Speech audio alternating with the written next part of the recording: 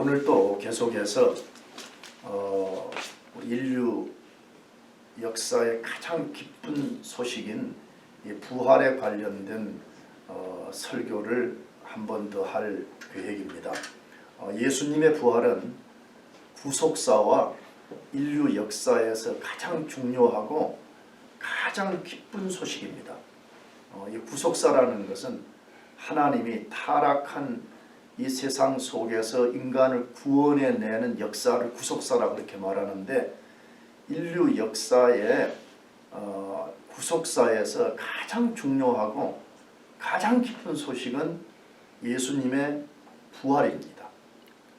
예수님의 부활이 없었다면 인류 역사는 상상할 수 없는 수많은 문제를 갖고 있었을 것입니다.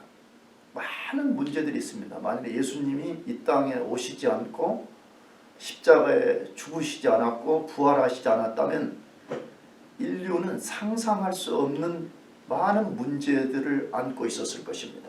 최고의 문제는, 그중에 최고의 문제는 우리 자신이 해결되지 않은 죄의 문제 때문에 하나님과 원수 관계로 살다가 영원한 지옥에 떨어지는 것입니다. 예수님의 부활이 없었다면 우리는 그런 비참한 존재가 되고 말았을 것입니다. 그럼에도 얼마나 많은 사람들이 예수님 자체를 부정할 뿐만 아니라 예수님의 부활 자체를 부정하는 사람들이 많이 있습니다. 지금부터 약 2000년 전에 고린도 교회 안에서도 일부 성도들 중에서 부활이라는 것이 어디에 있냐, 부활이라는 개념 자체가 어떤 말도 안 된다라고 말하는 사람들이 있었다는 거예요. 그래서 사도 바울이 부활을 부정하는 고린도 교회 일부 구성원들에 대해서 부활과 나아가서 예수님의 부활이 없다면 어떻게 될 것인지를 오늘 읽은 본문에서 크게 6가지로 말했습니다. 너희들 말대로 만일에 부활이라는 것이 없다, 나가서 예수 그리스도의 부활이 없다면 어떤 결과가 올 것인지를 크게 6가지로 말했습니다. 그것을 다시 제가 하나씩 언급해 드리면, 첫째로는 그리스도도 살지 못했을 것이다 라고 말합니다. 당연하잖아요. 부활이라는 것이 없는데 어떻게 예수 그리스도가 다시 살아날 수가 있냐는 것입니다. 두 번째로는 사도가 전한 복음과 우리의 믿음도 헛것이라는 것이에요. 사도들이 부지런히 복음을 전했잖아요. 우리가 그 복음을 듣고 믿었잖아요. 근데 그거 다 헛것이라는 거예요. 당연하지요. 지난주에 다뤘지만 복음의 가장 중요한 핵심은 예수님이 성경대로 우리를 대신해서 십자가에 죽으시고 성경대로 다시 부활했다는 거잖아요. 할렐루야. 네. 그런데 만일에 부활이 없다 그러면 우리가 믿는 복음은 거짓이고 우리가 그것을 믿고 있는 우리 믿음조차도 다 거짓이다 그 말이잖아요. 나가서 세 번째는 복음 전파는 모두 거짓말이라는 복음. 예수의 죽음과 부활이 복음 유앙겔리온인데 부활이 없다면 그건 다 거짓말이 아니냐 그 말이죠. 네 번째로 우리는 여전히 죄 가운데 있을 것이다 그렇게 말했습니다. 당연합니다. 예수님의 죽음과 부활이 없었다면 우리는 아담으로부터 물려받은 그 죄를 그대로 안고 살다가 우리는 영원한 지옥에 갈 수밖에 없는 존재였던 것입니다. 다섯 번째는 부활을 소망하고 잠자는 자들은 망한 자들이 된다고 말합니다. 그렇잖아요. 뭐 과거에도 그리고 지금도 그렇지만 크리스찬들이 우리가 죽음이 찾아왔을 때도 절망하지 않는 것은 우리가 다시 부활된다는 소망을 가지고 잠드는 거잖아요. 아멘이죠? 아멘. 그런데 만일에 부활이 없다 그러면 그 소망을 가진 사람들은 망한 자들이다 지금 그 말이잖아요. 여섯 번째, 부활을 소망하는 성도들은 세상에서 가장 불쌍한 자들이 될 것이다 라고 바울이 말했습니다. 그렇잖아요. 우리가 예수님을 따라가면서 이런저런 고난을 만나고 삶에 굉장한 어려움을 만날 때도 우리가 신앙을 포기하지 않고 끝까지 예수님을 따라가는 이유 중에 하나는 뭐예요? 장차 부활이 있다는 것.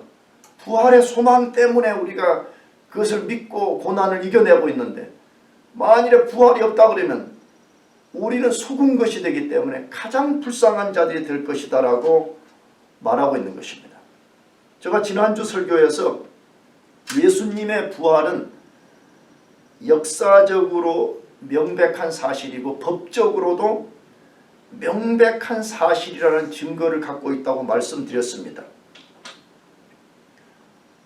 유대의 최고 종교 지도자들은 예수님이 살아계실 때 말씀하신 것처럼 부활할 것에 대한 두려움을 갖고 있었습니다. 물론 그들은 부활을 정확히 믿지는 않았죠. 그러나 예수님이 내가 죽으면 다시 부활된다 그러니까 이 종교 지도자들이 겁을 먹은 거예요. 어떤 겁을 먹었냐 그러면 부활을 안 믿었지만 혹시라도 예수의 제자들이나 누가 예수님의 시체를 훔쳐가가지고 숨겨놓고 난 뒤에 예수는 부활됐다 이렇게 하면 굉장한 혼란이 올 것이라고 판단을 하고, 이 최고 지도자들 중에 두 사람인 이 대제사장들이 빌라도에게 요청을 했습니다. 예수가 혹시라도 뭐 부활하거나 아니면 또 뭐 시체를 훔쳐가가지고 제자들이 농간을 부리면 안 되니까 그 무덤을 우리가 굳게 좀 지킬 수 있게 해달라고 그랬습니다. 그때 빌라도가 그러면 군병들을 데려가서 무덤을 철저하게 지키라고 했잖아요. 그래서 이제 예수님 시체를 동굴 안에 넣고 난 다음에 큰 돌로 막았더라 그렇게 되어 있습니다. 그 사람이 한 사람 두 사람이 이렇게 쉽게 옮길 수 있는 돌이 아니었던 것으로 추정합니다. 그리고 그 동굴 입구에 인봉을 했더라 그렇게 되어 있습니다. 고대 당시에 인봉법은 오늘날 조금 다르지만 어쨌든 사람이 누군가가 그걸 만지게 되면 이걸 만졌다는 표시를 금방 알 수 있는 그런 인봉을 했다고 되어 있습니다. 그리고 그 입구에 로마 군병들이 지키고 있었다고 되어 있습니다. 뭘 말하죠? 아무도 인간들이 혹은 그 힘없는 제자들이 와가지고 로마 군병들을 처치하고 무덤에 돌을 굴러내서 예수님 시체를 훔쳐갈 수 없는 상황이었다. 그걸 말하는 거다. 그런데 3일 후에 예수님의 무덤이 열리면서 빈 무덤이 되었습니다.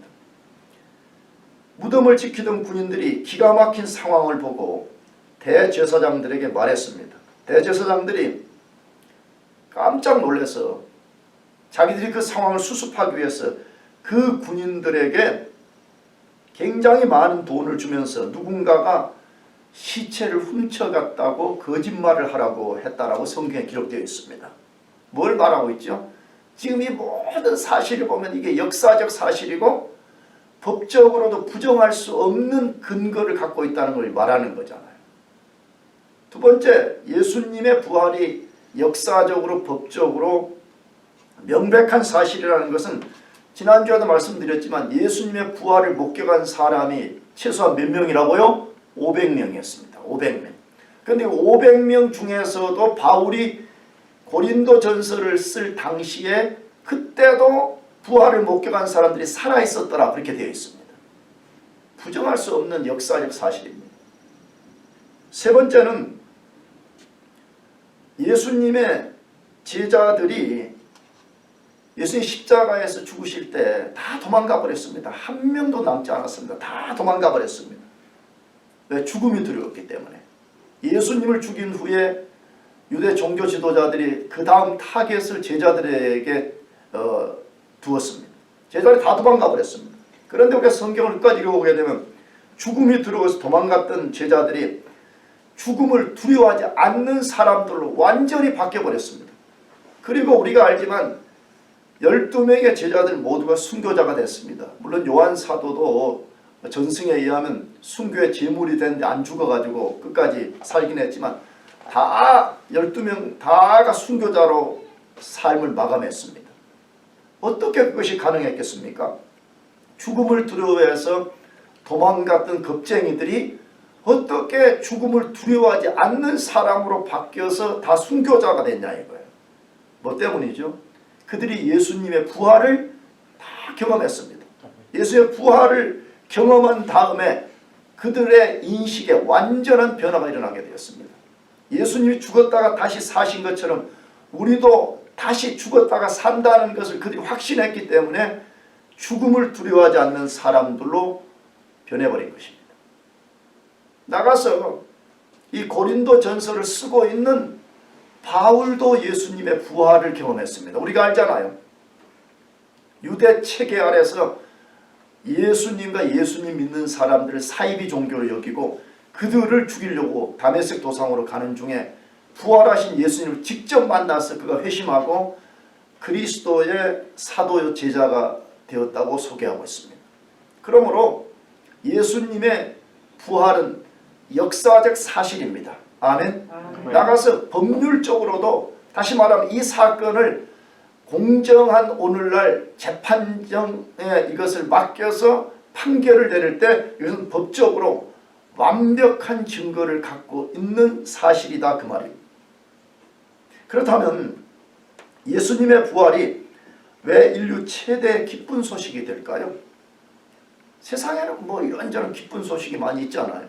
근데 왜 예수님의 십자가의 죽음과 부활의 사건이 가장 큰 유앙겔리온, 기쁨의 소식이 되냐는 것입니다.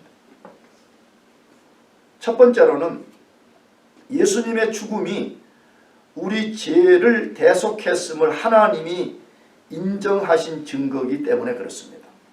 예수님의 부활이 어떤 의미를 갖고 있냐 할 때 그 중에 하나가 뭐냐 그러면 예수님의 죽음이 여러분과 저의 죄를 대속했음을, 다시 말해 죄값을 완전히 지불해 버렸음을 누가 인정하는 사건이라고요? 하나님이 인정하는 사건이 예수님의 부활이라는 것입니다. 하나님이 예수님을 구주로 믿는 우리의 모든 죄를 용서하고 의롭다고 선언해 주시고 하나님의 자녀로 입양해 주셨습니다. 믿으십니까? 아멘. 우리가 예수 믿으면 믿는 순간에 죄 용서받고 의롭다고 되고 하나님의 자녀로 입양을 받게 되는 것입니다. 그렇다면 무엇에 근거해서 그런 확신을 가질 수 있냐는 것이에요. 내 억만 죄악, 셀 수 없는 많은 죄가 용서받고 하나님 앞에 의롭게 된 것 무엇에 근거해서 그런 확신을 가질 수 있냐는 것입니다. 우리 자신의 열심과 거룩함이라고 생각합니까? 이게 다른 말로 말하면 우리가 신앙적으로 좀 열심을 내면 그러한 반대 급부 보상을 받게 되냐 이 말입니다. 절대로 그렇지 않습니다. 만일에 여러분과 제가 그런 것에 근거해서 우리가 하나님으로부터 죄 용서를 받는다라고 생각한다면 매우 잘못된 기초에 근거한 것이고 그런 확신은 거짓된 확신에 불과한 것입니다. 우리가 제사함을 받고 의롭게 된 근거는 우리 자신에게 있지 않습니다. 우리 자신에게는 정확한 단 하나의 근거도 없습니다. 예수님이 십자가에서 우리 죄를 대속하시기 위하여 죽으신 것에 있습니다. 아멘이지요? 아멘. 우리가 그런 절대적 확신을 가질 수 있는 근거는 우리 자신에게 있지 않고 십자가에서 우리 죄를 대속하기 위해 죽으신 예수님에게 있습니다. 예수님이 십자가에서 죽으시고 우리 죄값을 하나님께 지불하심으로 하나님의 공의를 만족시키셨습니다. 그래서 우리가 예수님을 구주로 믿는 순간 하나님이 모든 죄를 용서하고 완전히 의롭다고 선언하고 하나님의 자녀로 받아주신 것입니다. 그러므로 예수님의 대속의 죽음이 없었다면 우리가 아무리 열심을 낸다 할지라도 하나님의 은총을 입을 수가 없습니다. 예수님의 죽음이 우리를 위한 대속의 죽음이었고 그것을 믿는 사람을 의롭다 하신 증거는 그럼 무엇일까요? 한 번 더 우리가 논리적으로 생각해 봅시다. 예수님의 죽음이 여러분과 저 우리 자신의 대속적 죽음이고 죄값을 대신 지불한 죽음이고 우리가 그것을 믿을 때 하나님이 넌 내 앞에 의로운 존재야 라고 해주신다는 그 결정적 증거가 뭐냐 하는 것입니다. 그것은 예수님의 부활입니다. 예수님의 부활이 우리가 절대적으로 그것을 신뢰할 수 있는 증거인 것입니다. 그것을 사도 바울이 로마서 4장 25절에서 말씀합니다. 같이 거기 읽어보십시다. 로마서 4장 25절, 매우 중요한 성경 구절입니다. 로마서 4장 25절 같이 읽어보겠습니다. 집에 계신 분들도 같이 펴서 한번 읽어보시기 바랍니다. 같이 시작. 예수는 우리가 범죄한 것 때문에 매우 중이 되고 또한 우리를 의롭다 하시기 위하여 살아나셨느니라. 아멘. 예수는 우리가 범죄한 것 때문에 내어줌이 되고 또한 우리를 의롭다 하시기 위하여 뭐 했느니라? 살아나셨느니라. 이 본문이 왜 중요하냐? 예수님의 죽음과 부활이 우리에게 엄청난 것을 증거하는 사건이라고 지금 알려주는 거예요. 그러니까 우리가 예수님 믿습니다, 복음을 믿습니다 하면서 구원에 확신이 없는 사람들이 혹은 신앙적으로 견고하지 못한 사람들이 있는 거 알잖아요. 근데 그런 확신을 갖는 굉장히 중요한 성경 구절이 지금 방금 읽은 이 말씀이에요. 방금 읽은 이 말씀. 여기 이 말씀 보면 예수님의 죽음이 어떤 의미를 갖고 있으며 예수님의 부활이 어떤 의미를 갖고 있는가를 지금 말씀하고 있는 것이에요. 근데 예수님의 죽음은 어떤 죽음이라고 그래요? 우리 죄를 대신 담당하도록 내어준 사건. 누가 내어줬어요? 하나님이 내주신 거죠. 성부 하나님이 우리 죄를 대신 담당하도록 그의 아들을 내어주신 거죠. 그렇다면 예수님의 부활은 어떤 의미를 갖고 있다고 말해요? 그의 죽음이 우리 죄를 대속한 죽음이라면 하나님이 그의 행위를 받으시고 그 행위가 옳았다는 것을 인정하는 행위라고 말해요. 그러니까 부활이 뭐요? 그렇게 말하면 예수님의 죽음은 하나님 앞에서 무슨 행위였다고요? 옳은 행위였다는 거예요. 다시 말해 하나님이 그 사건을 옳게 여기시고 하나님이 그것을 받으셨다는 증거로 보여주는 것이 예수님의 부활이라는 거예요. 할렐루야. 그러나 부활절은 무슨 뭐 교회 나가면서 백합꽃 좀 몇 개 꽂고 말이야 뭐 약간 좀 슬픈 듯 그런 차원을 훨씬 뛰어넘는 행위라는 거죠.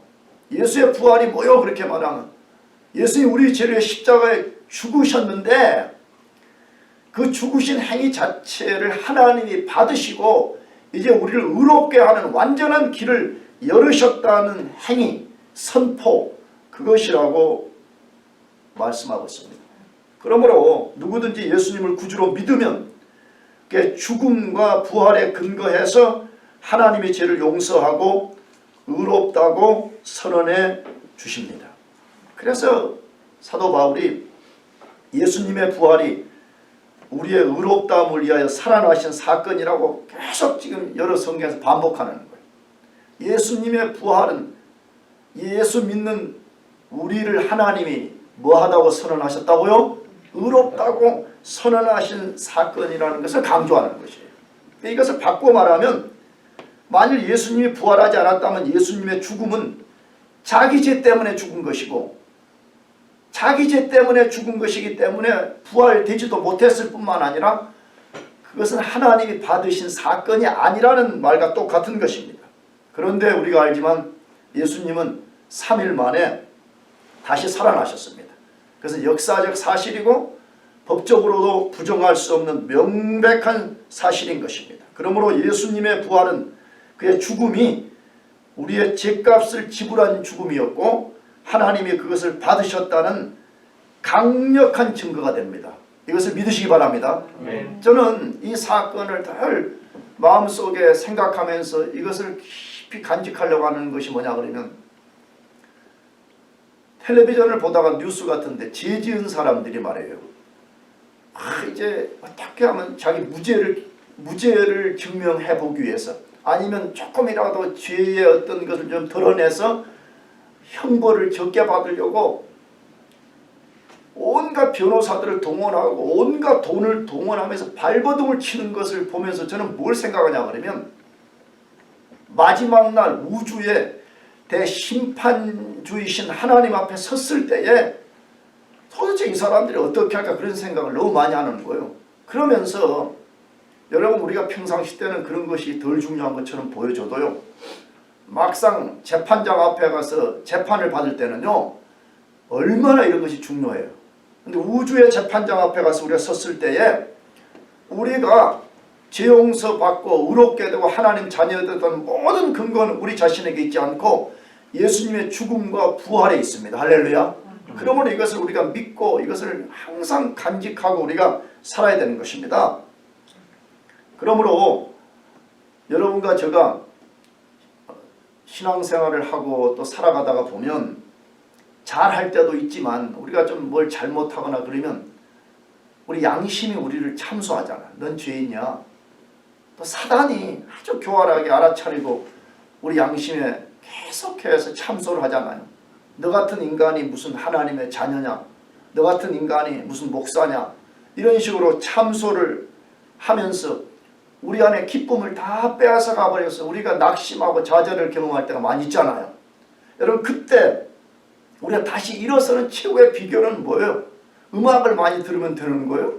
산책을 하면 되는 거예요? 물론 그런 것도 일시적으로는 뭐 가능할 것 같습니다. 그러나 우리의 최고의 방패, 승리의 비결은 예수님의 죽음과 부활을 묵상하는 것입니다. 아멘. 다시 말하면 그분의 십자가의 죽음의 의미가 무엇이냐, 그분의 부활의 의미가 무엇인가, 이것을 우리가 묵상하는 거예요. 그러면 당장 연결되는 내용이 뭐예요? 아무도 우리를 그리스도의 사랑에서 끊을 수 없다는 로마서 8장의 말씀이 생각나잖아요. 다시 말하면 우주의 대심판자이신 하나님이 그리스도 예수 안에 있는 우리의 죄를 다 용서하시고 의롭다고 선언해버렸는데 누가 우리를 정죄할 수 있겠냐 그 말이잖아요. 여러분 그 말을 듣고 그런 믿음이 딱 생기면 다시 빼앗겼던 기쁨이 회복되고 우리를 대적하는 원수들을 우리가 대항할 수가 있게 되잖아요. 그러므로 예수님의 부활은 예수를 믿는 여러분과 저의 모든 죄를 하나님이 용서하셨다고 하는 대선포인 것을 믿으시길 바랍니다. 두 번째로 예수님의 부활이 인류 최대의 기쁜 소식이 되는 이유가 뭐냐 하는 것입니다.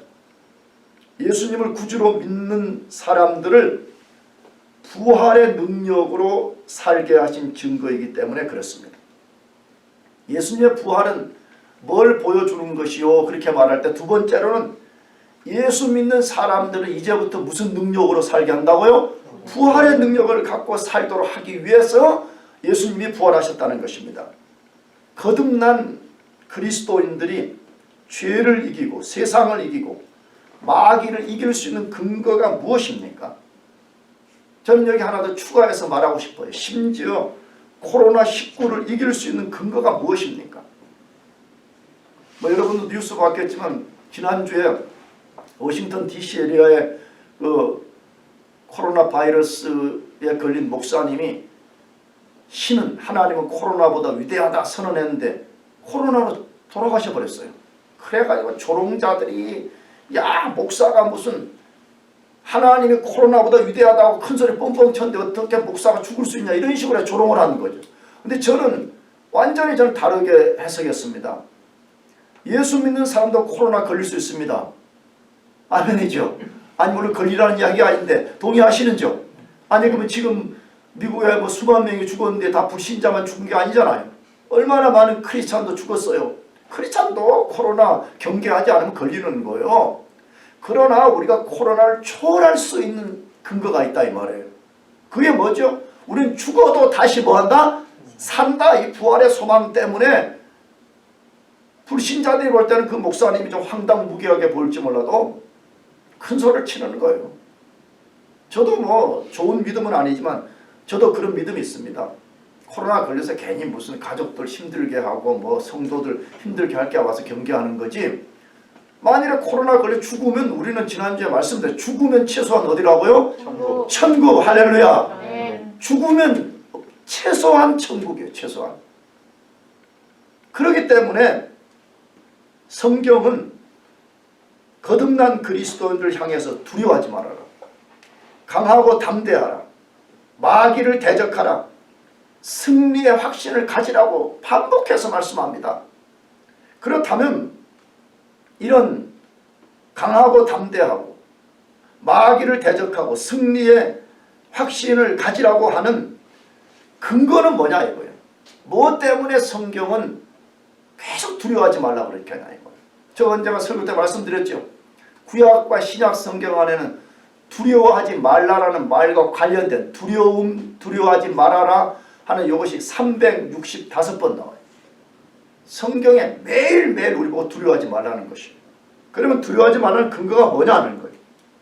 우리가 스스로 그런 정신을 가지면 그런 것들을 이길 수 있기 때문입니까? 다시 말하면 세속적 정신, 적극적 사고방식처럼 우리가 그런 정신 가지면 이길 수 있다는 것 때문에 그런 것입니까? 절대로 그렇지 않습니다. 우리 스스로는 우리가 아무리 강한 정신을 가진다고 할지라도 그것들을 이길 수 없습니다. 우리의 원수들은 우리가 알지만 우리보다 훨씬 강력한 존재들이기 때문에 우리 스스로는 이길 수가 없습니다. 그렇다면 그리스도인들이 모든 대적을 이길 수 있는 근거는 뭐냐 하는 것이에요. 그것은 그리스도인 속에 있는 부활의 능력입니다. 예수 믿어 진짜 거듭난 사람들 속에는 부활의 능력이 있습니다. 아멘? 아멘. 그러면 정확히 이 부활의 능력이라는 게 뭐냐 이거예요. 그것은 성령님과 성령님이 주시는 능력을 말합니다. 예수님을 믿어서 진짜 구원받은 사람은 그 순간에 성령 하나님이 그 사람 속에 들어오십니다. 아멘이죠? 아멘. 성령 하나님은 성부 성자와 동등한 능력을 가지신 하나님이십니다. 근데 그 하나님께서 우리 속에서 능력을 주십니다. 근데 그 성령님이 어떤 능력을 가졌다고 지금 부활의 메시지에서 말씀하는 거예요. 성령님은 예수님을 죽은 자 가운데서 살리신 영이시라고 말합니다. 그러므로 생각해보세요. 예수님을 죽음에서 살리신 영이니까 그 성령님은 전능한 분이에요? 무능한 분이에요? 전능한 분이 아니에요. 그래서 그 전능한 성령님을 가르쳐서 부활의 영이라 그렇게 부르는 것입니다. 그런데 다시 말씀드려요. 예수님을 구주로 믿는 모든 사람 속에는 부활의 영이신 성령님이 와 계십니다. 다시 내가 우리 교인들에게 자주 강조하는 것이지만 여러분을 두렵게 하려고 하는 것이 아니에요. 성령님이 없는 사람은 그리스도인이 아니에요. 그런 사람은 영광교회 교인은 될 수가 있지만 그 사람은 그리스도인은 아닌 것입니다. 진짜 그리스도인은 예수님을 오래 믿었든지 방금 10분 전에 믿었든지 다 부활의 영이신 성령님이 그 사람 속에 와 계십니다. 할렐루야. 아멘. 그러면 다시 성령님이 우리 속에 와 계신다는 증거는 무엇이에요? 이것도 제가 설교 때 많이 말씀드렸습니다. 그 사람이 예수님이 누구인가를 아는 지식을 가지고 예수님을 자신의 구주로 믿고 고백하는 것입니다. 예수님은 하나님의 아들이시요 나의 구주이십니다 하는 것을 자기 마음에서부터 믿고 입으로 고백하는 사람은 성령님이 그 사람 속에 와 계시기 때문에 그런 일이 가능하다고 말해요.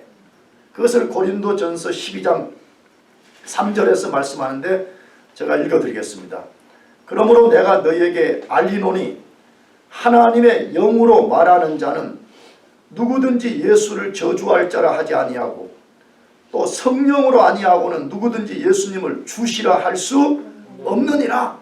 할렐루야. 아멘. 그러니까 진짜 구원받은 사람은 첫째 예수님에 대한 지식, 인식의 변화가 일어난다는 거예요. 예수님 그분이 누구인가? 그분 자기 죄 때문에 저주받은 분이야. 절대 그렇게 말하지 않는다는 것이에요. 나가서 예수님 그분은 나의 주이십니다. 나의 하나님이십니다. 이것을 고백한다는 것이에요. 근데 어떻게 이런 일이 가능하냐? 부활의 영이신 성령으로만 가능하다고 성경이 말해요. 어떻게 이것이 논리적으로 가능했죠? 우리 편에서의 논리적 순서는 이거예요. 어떤 사람이 복음을 듣고 예수님을 구주로 믿게 돼요. 그러면 신비하게 그 순간에 성령님이 그 사람 속에 들어와서 그 사람의 죽은 영을 살려내게 돼요. 그러면서 성령님이 그 사람 속을 떠나지 않고 영원히 그 사람과 함께 하시면서 그 사람이 우리의 대적들을 이길 수 있도록 계속해서 능력을 공급해 주시고, 다시 말하면 부활의 능력으로 살게 해주십니다. 그러므로 진짜 거듭난 사람들의 특성은 반드시 드러나게 되어 있어요. 과거에 스스로의 힘으로 이길 수 없었던 죄를 이기게 되고요.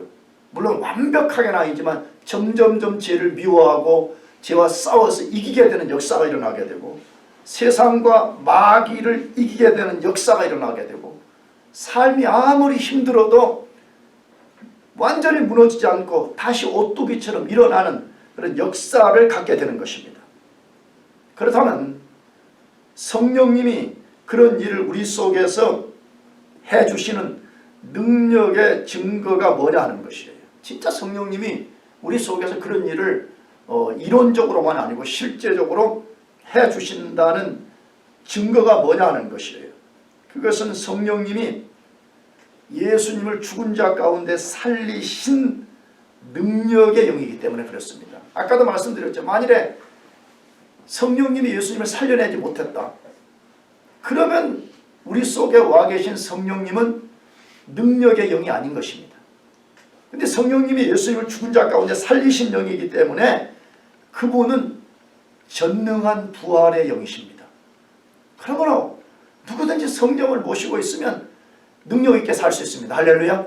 꼭 능력이라는 것이 막 육체적으로 로봇처럼 막 이런 거 아니라, 다시 말해 영적인 능력 속에서 살 수가 있습니다. 왜냐하면 그게 성경의 약속이거든요. 그 대표적인 말씀이 로마서 6장 4절인데 제가 읽어드리겠습니다. 그러므로 우리가 그의 죽으심과 합하여 세례를 받음으로 그와 함께 장사되었나니 이는 아버지의 영광으로 말미암아 그리스도를 죽은 자 가운데서 살리심과 같이 우리 또한 새 생명 가운데 행하게 하려 함이라. 할렐루야. 이것도 놀라운 말씀입니다. 이것도 로마서에서 매우 중요한 약속의 말씀입니다. 이게 무슨 논리의 말씀이에요? 어떻게 우리가 예수님을 믿을 때 성령의 역사로 그리스도와 연합이 되어서 함께 우리가 죽고 함께 장사되고 어떻게 우리가 이렇게 함께 다시 살아날 수 있었느냐, 그 논리를 말하는 거잖아요. 근데 그것이 어떻게 가능하다고? 성령의 역사를. 할렐루야. 성령님이 그런 역사를 우리 속에서 만드시고 우리 죽은 영을 살리시고 그 다음에 성령의 능력으로 우리가 이제는 새로운 생명으로서 살게 만들었다는 거예요. 새 생명. 사실 과거에 갖지 못했던 그러한 무능한 죽음 가운데 있는 존재가 아니라 우리는 성령 안에서 새로운 생명을 가진 존재가 되어서 그 생명을 가지고 우리가 이 세상을 이길 수 있는 존재로 만들었다는 거예요. 할렐루야. 그러므로 우리가 그것을 믿어야 돼요. 아멘. 믿고 주장하고 의지하고 담대하게 나가야 돼요. 내가 간혹 예를 들었지 않습니까? 설교 때 나한테 돈이 이 주머니 안에 1억 원이 있어. 1억 원. 근데 이것이 있는 줄도 모르고 말이에요. 돈 1억 원 있는 줄도 모르고 맨날 배 쫄쫄 굶고 다니고 비참하게 남루한 옷이나 입고 다니고, 그러면 그거 불쌍한 인간이잖아요. 1억 원이 나한테 있다는 거 딱 알고 어떻게 하면 돼요? 나 뭐 하기만 하면 돼요? 사용하기만 하면 되는 거 아니에요? 여러분, 예수 믿는 모든 사람 속에는 성령님이 와 계십니다. 할렐루야. 그러므로 우리가 성령을 의지하고 성령이 일하시도록 우리 자신을 복종시켜 나간다면 성령은 반드시 우리가 예전에 가질 수 없었던 능력의 삶을 살게 해주신다는 거예요. 나가서 로마서 8장 11절에서도 말씀합니다. 예수를 죽은 자 가운데서 살리신 이의 영이 너희 안에 거하시면 그리스도 예수를 죽은 자 가운데서 살리신 이가 너희 안에 거하시는 그의 영으로 말미암아 너희 죽을 몸도 살리시리라. 할렐루야. 물론 이 말씀은 정확하게는 어떻게 예수님이 다시 죽음에서 살아났는가를 알려주는 말씀인데, 이 말씀 속에 그렇게 말하는 거예요. 예수를 죽음에서 살리신 부활의 영이신 성령이 너희 속에도 있다. 지금 그 말이에요. 너희 속에도. 그러므로 너희들이 부활의 능력으로 살아라는 거예요. 아멘? 부활의 능력을 가지고 살아라, 그렇게 말하는 거예요. 그러므로 그리스도인들은 정확하게 말하면 초자연적 삶을 살 수 있는 사람입니다. 물론 현대인들은 이런 말을 굉장히 안 좋아합니다. 초자연적이라는 말은 뭐죠? 현재 이 자연계의 어떤 질서를 초월하는 그런 능력 속에 살 수 있다는 거잖아요. 예수 믿는 사람은 모두에게 그 능력을 줬습니다. 예수님을 50년 믿은 사람이나 아까 말씀드린 대로 10분 전에 예수님을 자신의 구주로 고백한 사람이나 똑같이 부활의 영이신 성령님이 와 계십니다. 그러므로 코로나 사태 때문에 많이 위축되고 또 삶에 여러 가지 어려움들이 있으시겠지만 여러분 속에 계신 부활의 능력인 성령을 의지하고 승리하는 삶을 살기를 축복합니다. 마지막 세 번째로 예수님의 부활이 왜 기쁜 소식이에요? 예수님 재림날에 믿는 자들을 영생의 부활로 부활시키실 증거이기 때문에 그렇습니다. 예수님을 구주로 믿는 모든 사람을 마지막 날에 무슨 부활을 시킨다고요? 영생으로 부활시킬 증거를 보여준 사건이기 때문에 그렇습니다. 그리스도인들의 최고의 소망은 무엇일까요? 우리 자신이 세상에서 부귀영화를 누리는 것일까요? 내가 자주 좋아하면서 인용했던 고인이 되셨지만 필라델피아 십장록의 제임스 보이스 몽고메리 보이스 목사님은 그 필라에 얼마나 대단한 사람들이 많아요. 그 교회에 뛰어난 사람들. 근데 그분이 그 교인들에게 많이 강조한 게 그 용어더라고요. 내가 책을 읽으면서 만나는 용어가. 우리의 부귀영화 모든 것들은 섬광처럼 사라진다는 거예요. 나는 그걸 읽으면서 세상적으로 큰 명예와 권력과 돈을 누려본 적이 없어서 잘은 모르겠지만 내 추론에 필라의 그 제10장로교는 굉장히 유서 깊은 교회입니다. 그러니까 미국 전역에 얼마나 뛰어난 사람들이 거기 많이 와서 예배드리고 그런 교회인지 우리가 대충 알거든요. 그런데 그 교인들을 향해서 말했습니다. 우리가 가진 부귀영화 모든 것은 뭐처럼 사라진다고요? 섬광, 잠깐 빛이 그냥 반짝였다가 없어지는 것과 같다고 말하면서 예수 그리스도에게 소망을 두라, 그 메시지를 전하는 것을 그의 책을 읽으면서 자주 경험했습니다. 우리의 최고의 소망은 무엇일까요? 현재 이 몸을 입고 이 땅에서 죽지 않고 영원히 사는 것일까요? 절대로 아닙니다. 최고의 소망은 우리 몸이 부활되는 것입니다. 그것이 왜 최고의 소망입니까?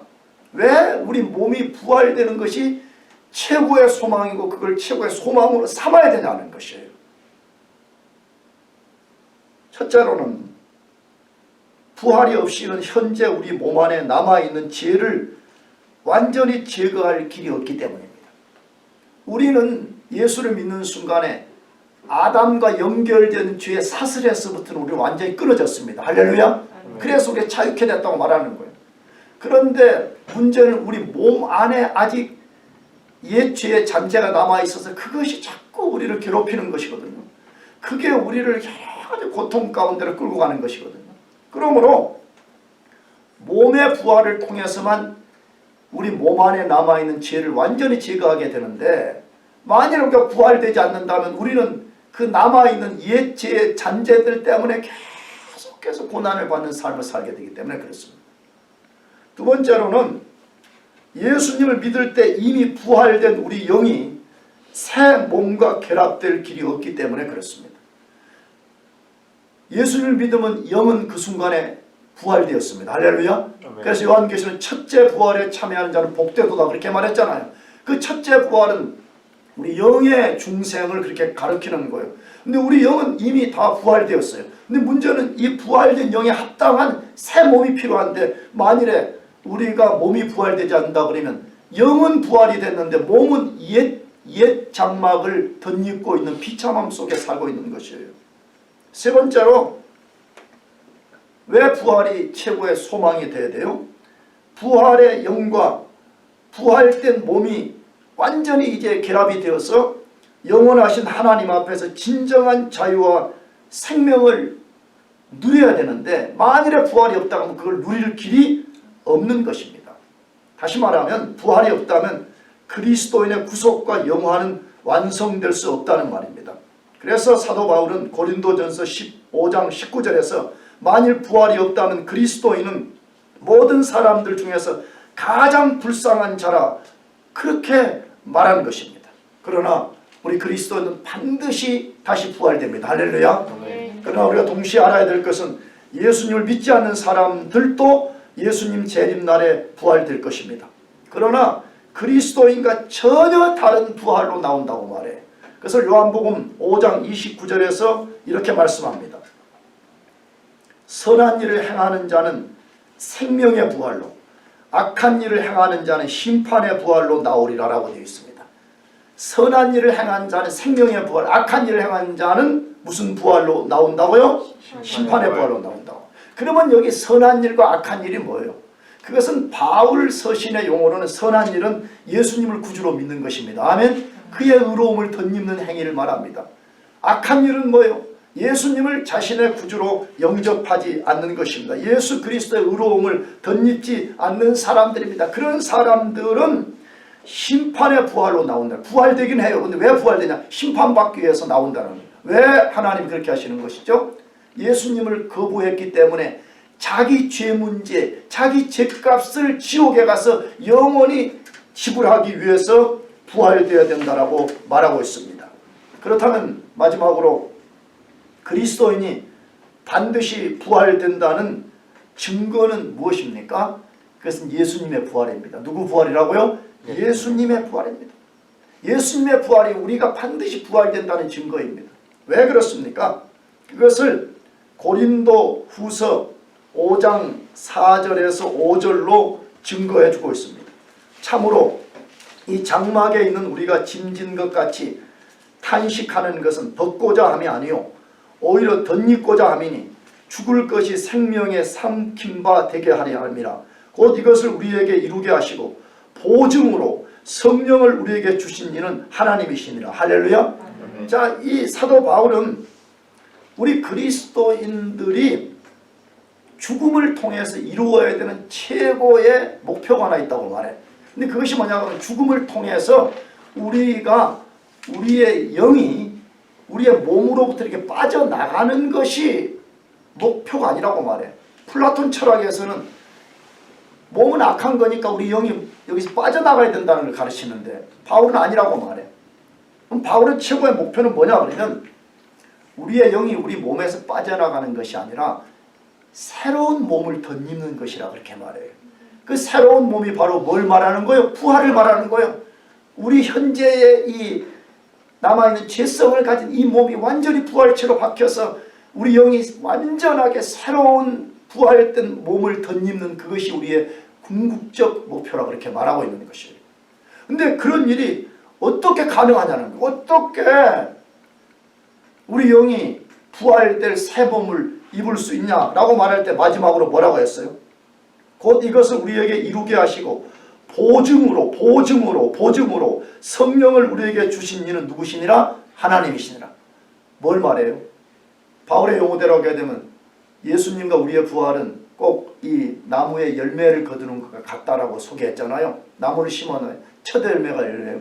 그러면 이어서 계속해서 다른 열매가 열리듯이 예수님은 우리의 부활의 첫 열매가 되셔서 그분이 부활되었다는 것은 그분에게 연합된 우리가 다 앞으로 부활된다는 거예요. 근데 그렇게 부활된다는 증거가 뭐냐? 성령님이 우리 속에 지금 보증으로 와 계신다는, 개런티를 하고 있다는 거예요. 예수님이 재림하신 그날에 우리 모두를 예수님처럼 생명의 부활로 나오게 하시겠다고 보증을 하고 있다고 말하는 것입니다. 그러므로 여러분과 제가 예수님 믿고 예수의 제자로 살아가는데 많은 어려움들이 있습니다. 여러분도 경험하시겠지만 저도 예수님 근 30년 넘게 믿어오면서 얼마나 많은 어려움들을 겪었는지 모릅니다. 그러나 우리가 이런 어려움 속에서 끝까지 포기하지 않고 달려갈 수 있는 소망은 예수님 재림날에 우리가 완전히 부활될 것이기 때문입니다. 할렐루야. 그래서 그 부활의 소망을 믿으시고 너무 이 세상에서 과도하게 집착하지 말고 예수님 오신 날에 다시 부활될 그 소망을 가지고 현재 고난과 역경과 기다림들을 이겨내시기를 주의 이름으로 축복합니다. 기도하겠습니다.